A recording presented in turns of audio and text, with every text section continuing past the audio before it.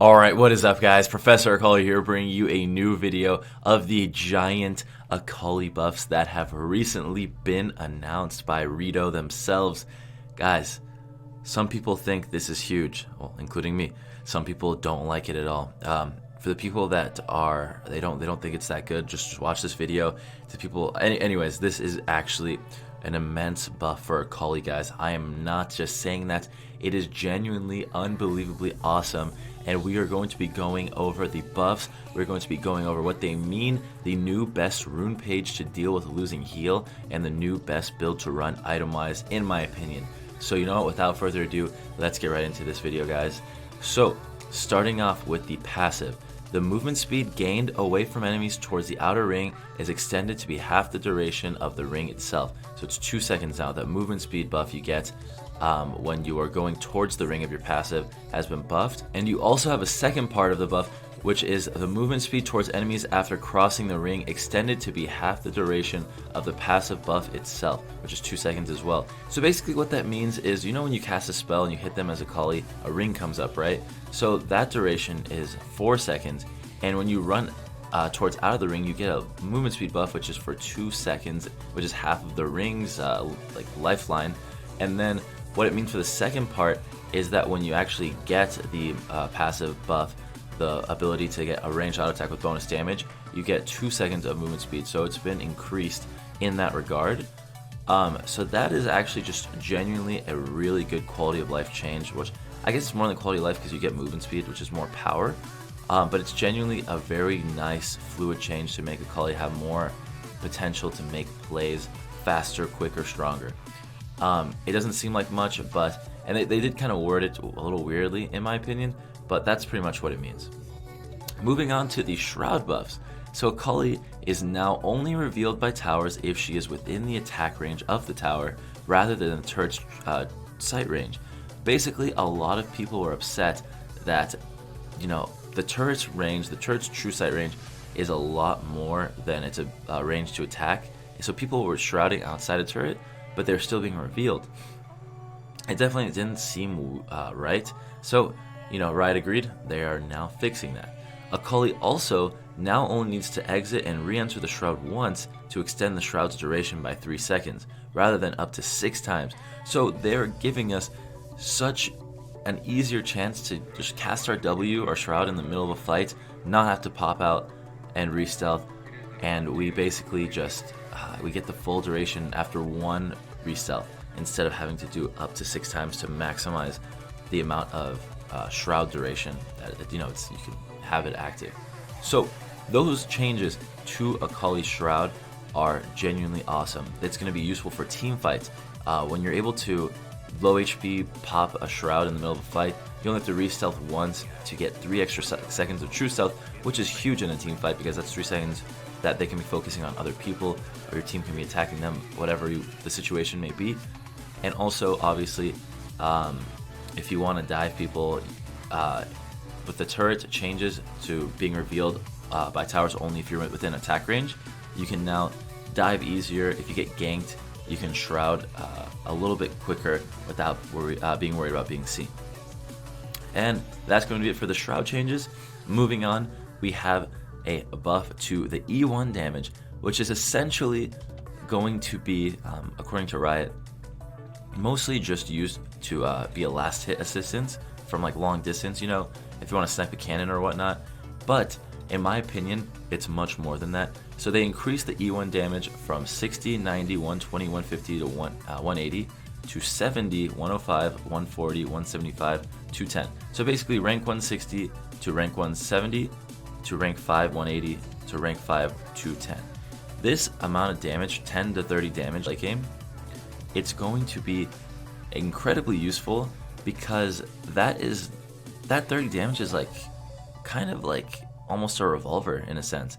That's damage that can be used to just give you that extra bit. So an 80 carry only has like 1,000 health, by the way, so that's like 3% of their health bar or something like that. So you gotta understand that's a lot of damage. Plus, the way a good Akali works is, or a lot of combos work when you're engaging, you ult in to stun them and then you immediately hit them with the E so they're marked. So you're gonna be getting that guaranteed buff on the damage. You're gonna be making use of that buff. So I think that damage is nothing to sleep on.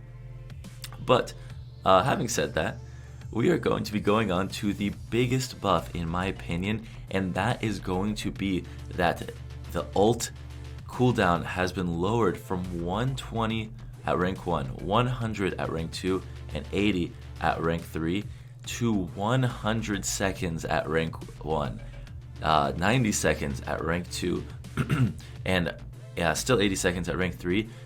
Basically, at rank 1, the cooldown of your ult has been reduced by 20 seconds. 20 seconds.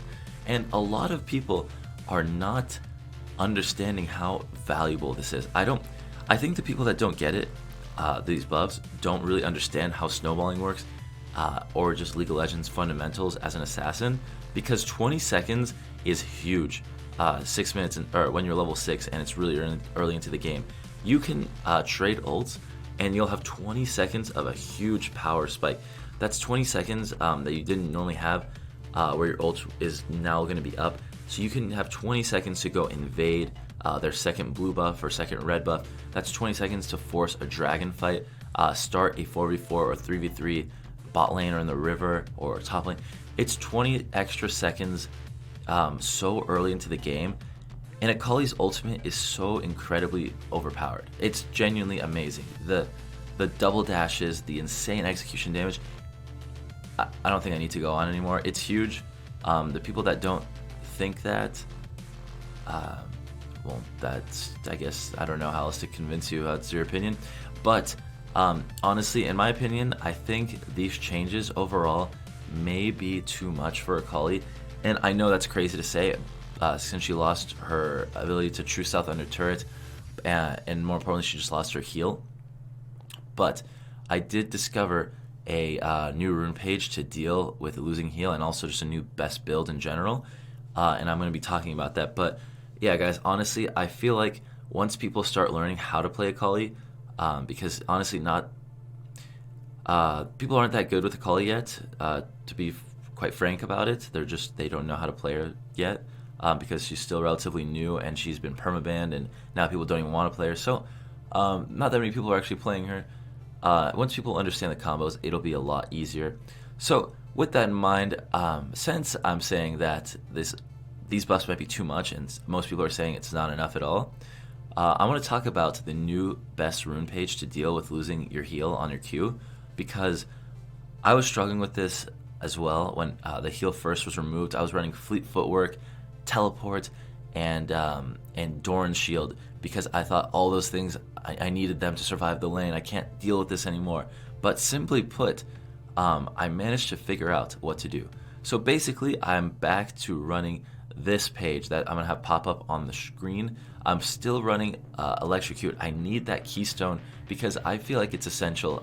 You're an assassin, you need that bonus burst. Otherwise, how are you going to snowball and take yourself from 0-0-0 KDA to like 20-0? You know what I mean? Like, you're not going to be able to get that first kill, which turns into 20. So with that in mind, I'm now running Electrocute, Sudden Impact, obviously, Eyeball Collection for the damage. You can go whatever you want, but I prefer damage for snowballing. Ravenous Hunter because it's, you know, Akali, Spell Vamp, OP, whatever. But now I'm running Biscuits and Time Warp Tonic. The reason being, obviously, is that beautiful amount of healing where you just... It's funny because one Biscuit and one Health Potion level with a... well, I'm going to go on to the next item. But basically, you pop both of us at the same time at like level 3, and you heal like 123 or something like that. You heal a ridiculous amount that is genuinely kind of not fair. I hate to say not fair because, you know, when you're playing Akali, it's been nothing but nerfs, but it does feel very strong and doable. And moving on top of that, I now run Dark Seal and 3 potions because of Dark Seal's passive, in which it increases the healing you receive by potions and all that stuff by 25%. Basically, you have more than an abundance of healing. You now have that damage back from Electrocute and Sudden Impact. You don't have to run Fleet Butthole Footwork, that nonsense that everyone's running. You're able to snowball again. You're able to play Akali with Ignite, with Electrocute, with damage. Fleet is garbage. I hate it, dude. I hate that stupid keystone. It doesn't even give you much healing. Anyways, alright. Anyway. So yeah, that's going to be the first item I start with, and that's gonna be the rune page. And now these buffs just make her even stronger, guys. These buffs make her even more powerful. But with that in mind, I did want to quickly go over the best build to run. So it's pretty much the same as usual, but I wanted to kind of talk about just my decision making and pathing. So essentially, just going to talk about boots first. If they don't have at least 2 guaranteed stuns, like a Malzahar ult plus, like, I don't know, I guess you could say Lysandra R, I'm not going to be running Merc Treads because I feel like Akali's True Stealth isn't enough to deal with it. This is for solo queue, by the way, where people aren't coordinated. But that's going to be it. That's my decision making on boots. I go Chad, Sork boots. Other than that, Rush Gunblade. You obviously start with a Darksteel now. And the question of whether or not you get Zhonya's first or Banshees depends on if they have a bunch of AD, then you go Zhonya's. If they have a bunch of magic damage, you go Banshees. But if it's a mixed comp, you basically want to run Gunblade into essentially the Morellonomicon. But if you don't have enough gold for a straight up blasting wand, you could just go for a Zhonya's first. I've been kind of like playing around with maximizing how much gold I can spend. So I'll go Zhonya's or Morello's depending on if I can get a blasting wand. I'll probably just go for the Morello's second item path, especially if you're doing well in the game. You don't need too much defensive stats because the offense is the best defense. I guess you just kill them before they can even hurt you. That's a good way to be defensive.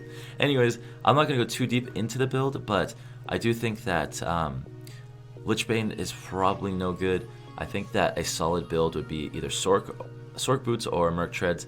You have a Gunblade, and then you go Zhonya's, Banshees, Morellonomicon, Void Staff, Rabadons. Those are all the core items you want to be getting. It doesn't really matter what order you get them in either. Just don't recommend getting a Void Staff or Rabadons until like your 3rd, 4th item plus. So just keep that in mind because a lot of people have been asking. I wanted to throw that out there since we're talking about Akali and how she's not playable again. In my opinion, you guys can feel free to disagree. I'm going to keep enjoying playing her and with all this extra power. So yeah, guys, that's going to be it. I just wanted to make this quick video and talk about Akali, the future of her, these buffs, all this beautiful nonsense. Guys, please, if you enjoyed this video, if you are going to be running this rune page, if you enjoyed the build, please help me out with a like. I really appreciate it. It helps out the video so much. Subscribe if you're new to the channel. And other than that, I hope you guys have a good rest of your day. I hope you guys succeed in stomping with Akali. She genuinely is a great champion once you get the hang of her. Like god tier solo queue if you can master her. But the question is, do you want to master her? Because she does take a lot of skill, but it's kind of like you pick the hardest champion in Mortal Kombat, you learn all the combos, you execute them properly, and you're a beast. So with that in mind, I hope you guys have a good rest of your day, and I will see you in a new one. Peace.